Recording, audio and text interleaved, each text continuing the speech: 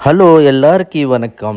ఈరోజైతే చెన్నైలో చిల్డ్ అవుదాం అని చెప్పేసి ఫ్యామిలీతో కలిసి సరదాగా టెంపుల్‌కని బయలుదేరాము.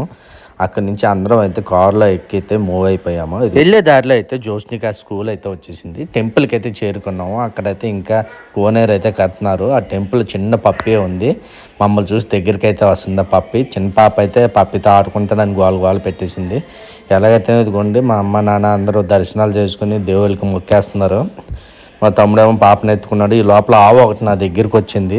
దాన్ని పట్టుకుని మెల్లగా నిమురుతూ వెనకాతల దండం పెట్టుకోమంటే దండం అయితే పెట్టేసుకున్నాము. ఇంకా అలాగా గుళ్ళన్నీ ఒకసారి అలా రౌండ్ వేసుకొని అక్కడి నుంచి మెల్లగా డోమ్ షో ఏదో ఉందన్నారు, అక్కడికి వెళ్దాం అని చెప్పేసి పాప గోల పెడుతుంటే అక్కడికైతే బయలుదేరిపోయాం. బయలుదేరిపోయాక ఇంకా ఓపెన్ అయితే అవ్వలేదండి. ఒక 10-15 మినిట్స్ అయితే వెయిట్ చేసాం అతని కోసం. ఈ డోమ్ షో అయితే పర్ పర్సన్ అయితే 150 రూపీస్ అనమాట.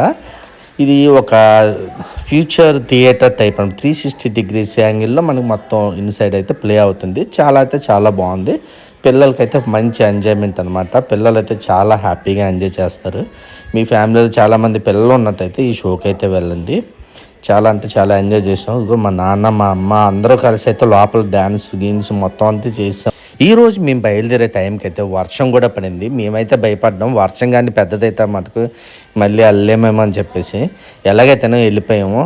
ద డోమ్ షో అయితే వేరే లెవెల్లో ఉంది. ఇది ఎక్కడో కాదు, మన కేలంబాకం వెళ్ళే రోడ్లో అనమాట. లెఫ్ట్ సైడ్లో మీకు కనబడుతుంటుంది. మీకు ఆల్రెడీ వీడియో కూడా పెట్టాను.